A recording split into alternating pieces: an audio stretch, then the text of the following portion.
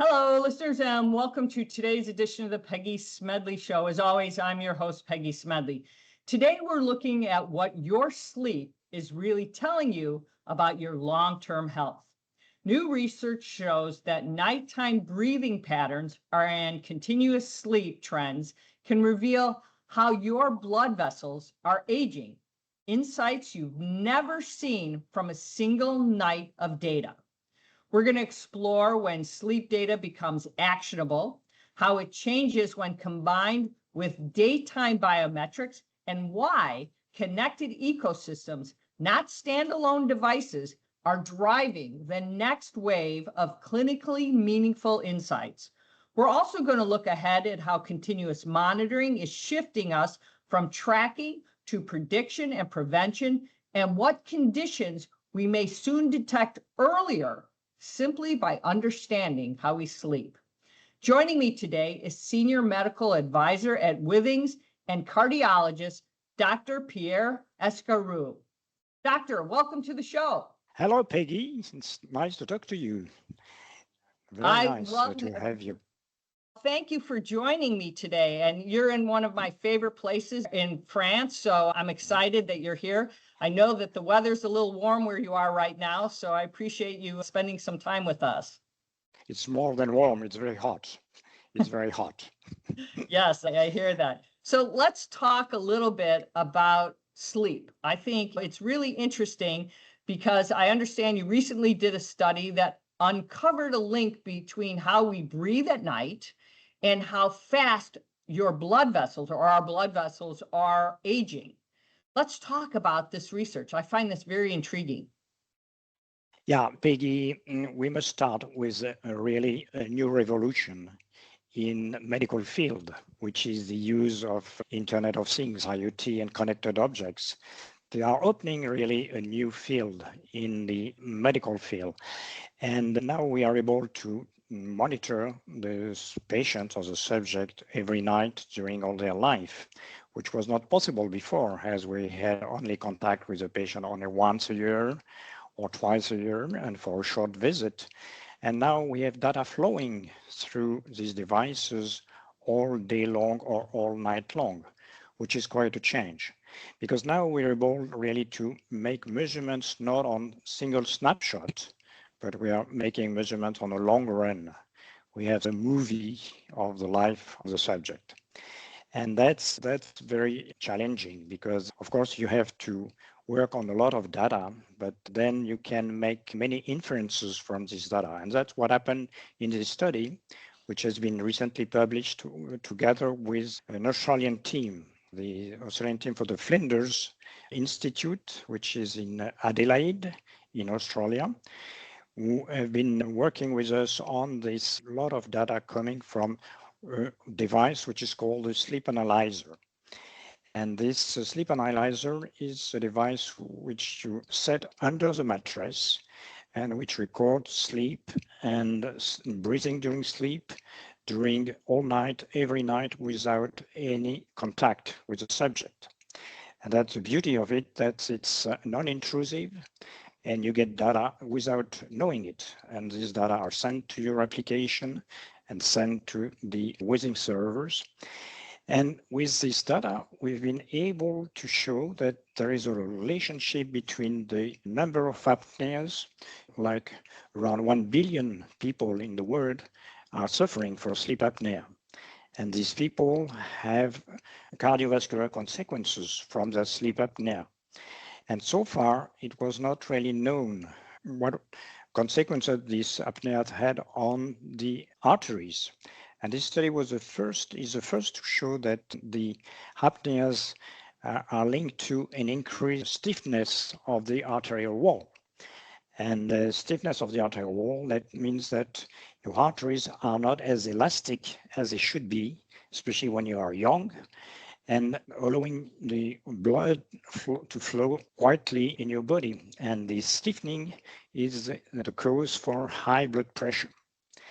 And the study on using this device together with another device, which is a scale, has allowed to compute what's called the pulse wave velocity. This pulse wave velocity gives the time that the pulse wave goes along the arterial wall. And so the stiffer is the arterial wall, the faster is the wave. And that's not good to have a fast wave in your arteries because it means that your arteries is very stiff. And so we've shown in this paper that the apnea-hypopnea index, which is the metric for the apnea, is related to an increased stiffness and therefore an aging, a faster aging of the arterial wall with cardiovascular consequences as hypertension, for instance. But not only the apneas are making this stiffness, but also the snoring itself. Snoring only would also tend to increase the stiffness, and that would lead to an increased cardiovascular morbidity and mortality also. It's interesting hearing you talk about this. There's so many things I want to unpack, just what you said there. If we start going back from the IoT, the very important part of this, because Withings has collected so much information and everybody's jumping to AI right away, but you have to go back to the IoT, which is that start of all the raw, really good data. And that's what I want to talk about first. The importance of really getting that great information that tells us a lot about each individual, the unique data, and being able to capture that you said every night. I think that's a perfect point to say it's each individual's data that you're being able to anonymize and being able to look at all that information. And that now enables you to go further into all this idea of billions of information that you have and being able to say, now it's this data that you're looking at. Now you can look through the sleep app analyzer, being able to look at hypertension, being able to look at snoring. But if you didn't have that initial information that we're talking about the IoT, we couldn't even begin to have this conversation. Is that accurate? That's right. You need the hardware first. You need a good hardware. And that's important because as this hardware was first made up for well-being and only for well-being, but now they are really medical device validated. And that is important that they have the right validation from the FDA, for instance, and from published publications, that to be able to use these devices as medical devices. And that's new because before there are a lot of devices out in the country, out there, but not so many are well validated. And you really need that hardware which are well studied and well validated. And of course, these devices allow now to measure what we call night-to-night variability, which is a new criteria which was unknown before. Because of these devices now, as we are measuring every night the sleep patterns, the sleep breathing, we can see that there are huge variability in the measurements from night to night. And this variability is linked to more cardiovascular morbidity and mortality that we know. So it's really important to measure this variability, which was not possible before we had these devices. And that's very new also to medicine, not only sleep medicine, but every field in medicine is now linked to this variability, which is very important. Also, that's a critical point, because I think when you talk about the variability, you're talking about what this tells us about long-term sleep and what it reveals that a single night could never before. And I think that's what I'm hearing you say. And we'll talk a little bit about what that says about each individual, but overall, that variability, I think, is very critical. And linking it, as you just described, each individual device, whether it's the scale, whether it's the watch, single devices, overall, and how those medical devices are telling us something about each individual. And I think that's the power of what you're able to see, again, starting from the IoT single device and what that information can tell us. And so talking about that, what is that telling us now, that data that you're talking about? In terms of, for instance, of sleep disorders or sleep breathing disorders, just taking into account the night-to-night variability of sleep breathing, for instance, we know that by making one diagnosis using one single night, we have a misdiagnosis in 20% of cases. So for every patient which is having one night only sleep testing, either what is called polysomnography or polygraphy, we know that 20% of these patients are misdiagnosed. And we know now that we need at least 10 to 14 days to get the actual diagnosis using, for instance, a sleep analyzer.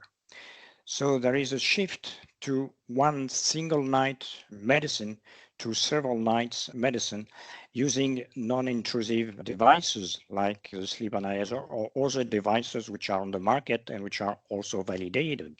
So it's important really to take that into account to get the right diagnosis and therefore the right treatment, and also to evaluate the consequences of the diseases, because if you don't evaluate correctly the diagnosis, you cannot evaluate correctly the consequences either. So it's important to have the right diagnosis using these devices for multiple night testing. And that's an important point. Misdiagnosis, rarely, and I'm saying this, do we hear about a misdiagnosis? We always hear we didn't diagnose it. We don't necessarily hear a misdiagnosis. So where does that sleep data then become actionable? And how do you translate trends then to real health interventions? Because that's what you're saying. If those 14 days are then looking at misdiagnosis or being able to diagnose, because and correct me if I'm wrong, I don't think any doctor wants to diagnose a patient incorrectly. It's just they don't have the right information and the right data to be able to look at something to say your arteries are clogging at a younger age, or you have sleep apnea or hypertension. That's right, that's true. And what happens now that we only have part of the truth. If we take only one measurement, we don't have the whole truth. And then we make mistake without willing it, but we make mistakes. And now the physician should know about this variabilities, it's night-to-night variability or the day-to-day variability exists also. And then you cannot treat one patient on one single value. You have to treat them on the long range, on an average of many nights or many days values. But the problem is that these devices are not yet required for diagnosis. The diagnosis still relies on single nights. And that's because of institutions or regulatory bodies use one single night as it is historically the reference. But the reference is wrong. And that's hard to get that in the mind of the institutions, in the mind of the regulatory agencies. It's very hard, but we need to work on that because it's true that we have too many misdiagnoses because of the techniques that we use and which are outdated. And again, that goes to the way physicians or the institutions were trained. So how then, if you look at that, this is a really great conversation because you just say, then how does sleep data become more powerful based on what you're saying when combined with other health signals? Because that's institutionally the doctors, the physicians, the other medical profession use this information to diagnose properly. Yeah, and I think it's a matter of use and publications. We have been working on publication on these devices, and others are working on other publication, and they are coming out in the literature now. And I think the physicians will be more and more aware of that. And there are also, of course, some economical issues. As you probably know, that sleep labs are good businesses in some countries. And I'm sorry to say that, but that's true. And then making diagnosis on unsupervised AI, IA, that's not regular physician business. And so there are also some difficulties with this aspect also, which has to be taken care of. But I'm sure in the future, we will have to move to a different kind of medicine using these devices. But looking at this another way, I get the idea these sleep organizations, these sleep institutes make a lot of money. But I think at the same end, we're now educating a lot of physician assistants who are trying to figure out how to be able to be better than what came before. So the idea that they can use these types of different opportunities to heal properly. I feel like they seem to be committed to their profession in a different way. So what advantages can we help them to understand when combining, let's say, daytime biometrics, other things that are out there, sports medicine, other things that with wearable and nighttime, to help them understand it's not just one device you just described, but a whole plethora of things that they can go out there and say, look, with a sleep system, you can help your patients be better, healthier, and then they can work with physicians. How do we get the insurance industry to recognize, if the FDA is recognizing this, that this can do more than just these sleep, I don't know, institutes, I guess, that we're talking about? I guess there are 2 points already. One is that the devices and their use are increasingly getting easier to use, and then people won't be as much reluctant to use the devices that they don't understand so far. They will get more data and more insight by using the applications and using the remote patient monitoring, which is now available for this data. So the doctor now has all the data listed on his RPM, and is much easier to follow patient on this basis than it was earlier, just on one check or two per year. And using now the artificial intelligence also, we'll be able really to make differences in the interpretation of this data. And that is something new to the medical field also, which is going to be increasingly used. And that's going to help, I think, a lot the physicians to really gain more insight into these devices. That's what I like about this, because physicians need help. AI can give them to see more insights that are going on out in the general population of their patients, but it was the IoT that's helping them get all this data. All right, let's peel back. I'm going to admit publicly, everybody knows I'm a huge Withings fan. I have the watch. Recently, I have got the smartwatch too. But I'm going to say the pad now is under my mattress. We put it there, and I'm going to admit to everyone here who's listening, I get up a lot during the night, and I can admit, I'm guessing this is not good. And I'm sure Withings is going to be the first one that say, Peggy, you get up way too many times. I have an active mind. I don't sleep a lot. We know this. But at the same time, these are things other people need to know. And I'm telling you, it shows up on my app. You get up too many times. You are not sleeping well. These are things people need to know about themselves. This is very important to know. So I'm the first one to say, it will tell them a lot about themselves that maybe they didn't know. And now I knew this about me, but it tells so many more things. That's the power of this. That's what we need people to understand about their own health. Let's peel back that onion a little bit. Yeah, it's sure that these devices give you numbers and give you objective data, honestly, because it's very difficult really to know exactly how much time you slept and to know if you slept well or not. It's mostly subjective. And of course, it's important because insomnia, for instance, it's a subjective disease and it's how you feel about your night. But if you have data behind, then you can try to start to improve your sleep. And you can start to use some hygienes that would be different, so you can get some help by your application to have a more regular sleep schedule, for instance, which is an important factor of the variability. You can change your habits about going to the time to go to bed and the time to wake in the morning, and you can be helped for that by psychologists, for instance, or by now they have programs on application which can help you about that. And that was not possible before because we didn't have enough objective data to work on that. We only had the history of the patient, which is not always sufficient. Of course, there is a drawback though to this attitude and to the use of this data, and that's for people who tend to be anxious. If you are anxious of seeing your data, if you are anxious about your sleep, if you're anxious about your insomnia, you may have problem working with these solutions. It's called orthosomnia. Orthosomnia, it's when the use of this data can deteriorate your sleep rather than improve it.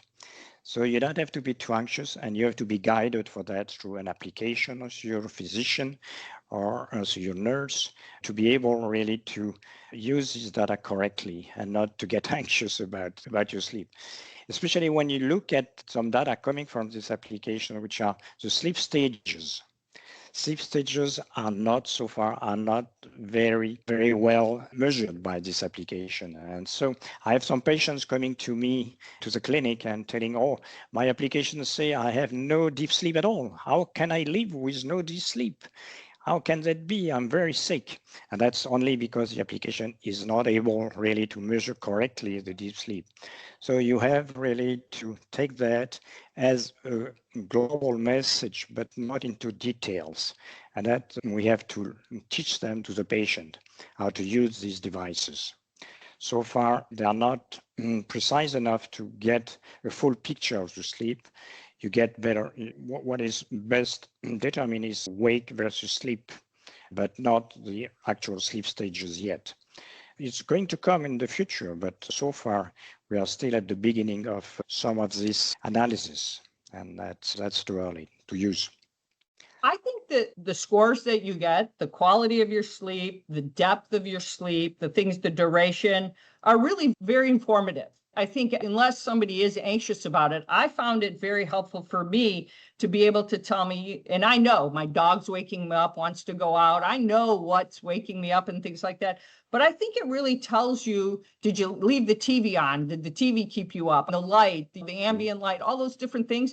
And for those who look at this, you can see patterns and it does help you. And whether other people see that, I think there's a lot of interesting factors. Now, if somebody is unhealthy, they do have apnea, they do have hypertension, it does help them to understand or at least have a conversation with their doctor. That's what I find most intriguing. And I think the medical industry needs to be looking at what Withings is doing, and what you've been talking about is something to consider. Do you find that the industry is struggling right now still to embrace the information, or it's the insurance industry that's not accepting these devices, something that can help from acceptance right now? I think the industry is working a lot on that, and as you've seen in the number of devices which are on the market is huge, and there are new devices every day. And so the industry is really very good at that. I'm very surprised. I must tell you, the first time I saw the results from the sleep analyzer, I thought it was cheated. I thought it was not true. And I couldn't believe it. It was about as good as we do in the sleep lab. And that was very strange to me, but I know it's real data. So the industry is good. What is not advanced yet is the insurance companies. They have not seen yet the profit they can make of these devices on the long run for the patients to be better cured, to be better healed. In terms of revenue, I think they should really invest more in this field to help their patient.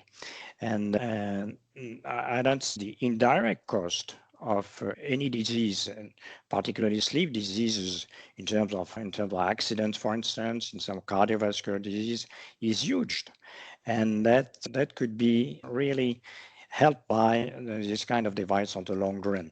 But as you said, it's important not really to check for absolute values. What is important for everybody is to check for trajectory, to check for the way your scores move in when they are up, when they are down. It's not as much the absolute value which is important. It's for you, it's how much they vary and which way they go. And that is something that you have to relate to other part of your life, other part of your body function, and not only taken as an absolute value, which is not really meaningful most of the time. I See have what to I mean? concur. Yes, I have to concur with you. I've done the sleep lab testing as well, and the results are very similar in a lot of things that I saw as well. So far, everything I've seen measures up the same way based on initial results that I've seen. So let's move on a little bit and talk about the connected device ecosystem, because I find this to be interesting because I've been covering connected devices overall and the IoT, which I love. And what is the fundamental, in your opinion, right now, because you've been doing this so long as a cardiologist and seeing about building an ecosystem instead of a single product. I love that you talk about the IoT. I'm so passionate about that myself. And you didn't just instantly say AI, because that's what we're getting. That gives us a better view of things. But you talked right at the start of this about the IoT, the Internet of Things. Yeah, there are many IoTs, and it's very good to have an ecosystem able to check on every function of your body. And especially system we can check on continuously on the same function using different system, different strategies.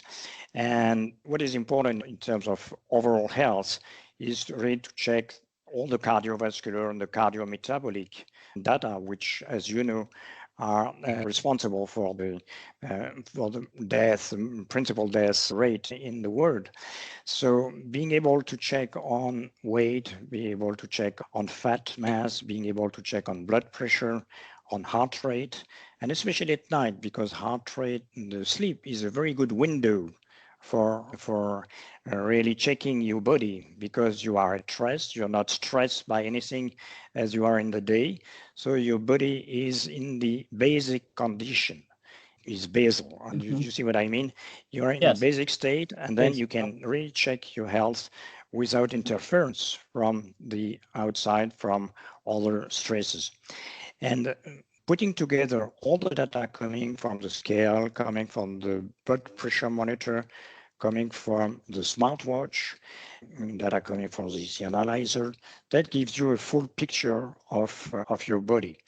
And that can be used to track some preliminary changes and send notifications, for instance, before you get to full disease.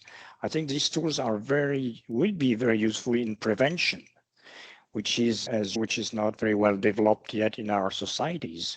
And prevention will come from measurements made on the long run in the years before the disease, the full disease develop. And we know now that we can make notification about high blood pressure, hypertension. We probably will be able to make that for heart failure also, from the devices, from the scale, from the activity. And we will be able also to make prevention for diabetes using all these devices, which is a field new to medicine also, because very few physicians are trained to prevention, as we are more on curative medicine, and we are not as much on prevention. Now we have the tools to start to be prevention doctors, which is really what we need to cut the cost of the health cost will decrease because of prevention, and not before new treatments about cancer or whatever. It's only prevention will be allow us to decrease the cost. Would you say then actually right now we're at more of the combining both the hardware and the data that we're allowing to generate more clinically meaningful insights? We're more at the prediction rather than prevention point that we need to be when we look at both the hardware and the data, that we're not at that prevention state. We're really more at the prediction side, because we've got all the data, but we're still not where we need to be with prevention, combining them. I know, yeah, we are not yet at this point, but there are many industries working on this field. And there are companies like Apple, for instance, which are developing a notification for hypertension using the watch. Withings is also working on that. And I think we're using this IoT and the proper AI, we will be able to have some preventive data to predict risk of such diseases. And then we'll be able to really prevent some diseases using this lot of data that we get on a continuous range, on a trajectory of our values. That's important. So we're looking right now, you just described Apple, and they're trying to do hypertension with move the heart rate. They're doing that. So, but when you combine all of these, so if I hear you say that, everybody talks about the Apple Watch, whatever they're trying to do, heart rate, movement, all of that sleep unlocks things you couldn't otherwise do. If you combine it all, do you then think you'll see a better picture of an individual overall in the entire body? and not just one part of, let's say, hypertension, but the way the entire body is working, morning, day, and night, the entire process of the way the human is working, the way they wake up in the morning to the way they sleep at night. Is that what we're trying to get to? Yes, of course, but I think we will need more than one device to do that, because one device is limited to one or two functions, maybe three. But if you want to get the overall picture of the patient or the subject, even before it gets to be a patient, you need to have more data flowing in. You need to have data during sleep or fall, but also during daytime, also from scale. And you're going to need a full array of different devices to be able to cross-check the values, because the data gives the same values, but then you have to cross-check to avoid artifacts, because of course in all these measurements, they are subject to artifacts, and that you have to take care by taking repeated measurements, which they do, but also by crossing these measurements with other devices. And that's important to have a full array of different devices to be able to do that. So that repeated measurements that you talk about, those artifacts, that's where we'll go from this tracking from prediction to prevention, is what you're now saying, by multiple devices, which changes the way and how long people might live. That's what we're saying. That aging process that we started this conversation out is we will know more things. And that's what we should be striving for, is these devices might help us live longer if we so desire, if we think about that. That's all we look for, to live under 50 years, but to live in good shape, not just to survive. We don't want to survive, we want to live in good shape. And that's probably going to help us, I hope so. I think it's really a new open field, which is allowed by these devices. That's going to change the medicine in the next years, really. So looking to the future, this has been a wonderful conversation. I appreciate what we've been talking about. What kinds of conditions, if I were looking at it, or risks? Because everything we have, no matter what the connected device or we might be talking about, do you think continuous sleep monitoring will help detect earlier? Because some of that you described is a little bit scary. Some of it's exciting. So what's your thoughts overall on that? There is one condition which is not a disease, but which is very frequent, which is the menopause. The menopause is a condition which happens in every woman, and that, of course, yeah, and that, of course, is sometimes it's easy and there's no problem, but very often the women have some problem turning around the menopause. And what we've shown recently in a study at Withings, which is not published yet, but there are some data out in a report, that menopause starts earlier than we saw it before. And before we thought it was around the 50s, and usually the women report menopause around 50 years.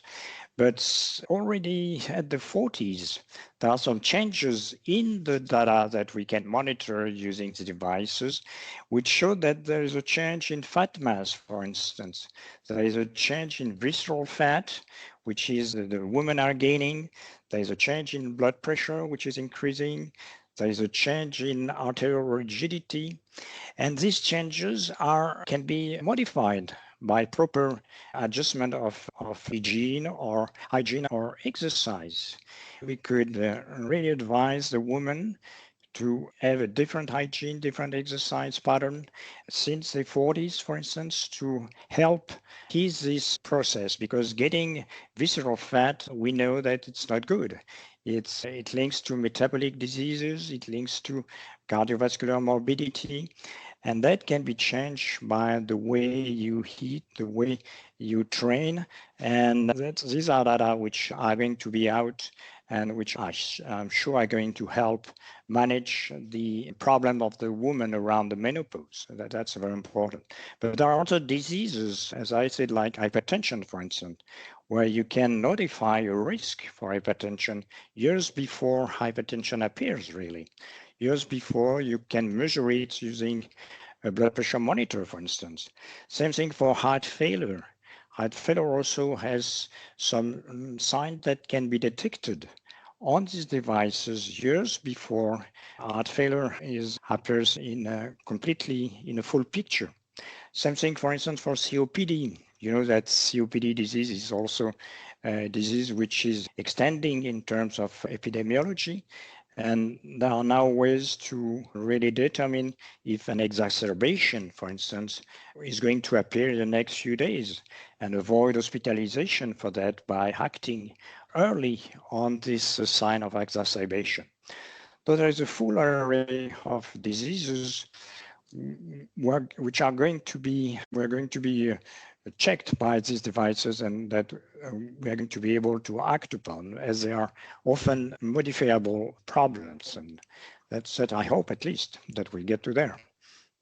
What do you think is the biggest hurdle then? Is it looking at the industry and getting them to embrace this right now, or getting patients to really understand the benefits of these devices and understand what it can do for them? Where are we at this moment in time?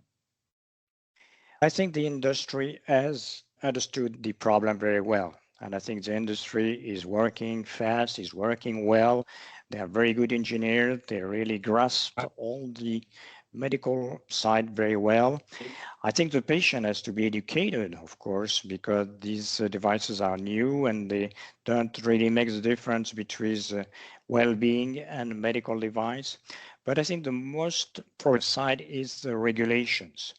Is on our regulation in terms of institutions, in terms of use by the reimbursement. It's different from country to country. Of course, the States, as the United States, has different economic system for health. But in Europe, people, for instance, most of the time are used to have reimbursement for their health, a full reimbursement, which is not the case for these IoT devices yet. And I think that the institutions really have to take this problem and I think they will, as the future for the health of the population in terms of numbers, because we are facing growing numbers of patients, and we know that the health system is not going to cope with that. We really have to prevent the disease before they get in a full picture. And that's a good way to prevent disease if we can monitor people on their life for long. I think that would be the way. We have an aging population, so we know that is the bigger problem, and we need to address that. But as part of the other problem is, do we have a standard protocol to which all these devices are made, and that would ease consumer frustration or fears to what all these problems, because that was the problem early on with connected devices. They were all on different protocols. From country to country, do we have standard protocols if devices are acquired and purchased? No, you're right. That's a problem. And there are some recommendations, though, and some societies. So for instance, the World Sleep Society has made a recommendation about wearables and wearables. So there are some recommendations coming out of the scientific societies, but they are not well known yet. And also, we don't have enough validation, peer-reviewed validation on publication, on peer-reviewed. Let me say, for instance, that the Apple Watch for detecting sleep apnea has not been published in any scientific paper. They only have FDA regulation. Same thing for Samsung. They have also a device which is FDA regulated, FDA cleared, but it's not been published so far. So we need really good scientific validation for people to trust these devices and to use them. And I think the scientific societies are starting to do this job, and we'll soon have some recommendation on that. And that's very important, of course, you're right. So if the scientific community comes together, if regulations come together, the industry can come together, then the adoption will only blossom, and it will help the aging population. It will help patients detect problems and help their health better. And it sounds like it'll solve a lot of things, at least in a better way than it has in the past. Is that an accurate summation of what we just talked about?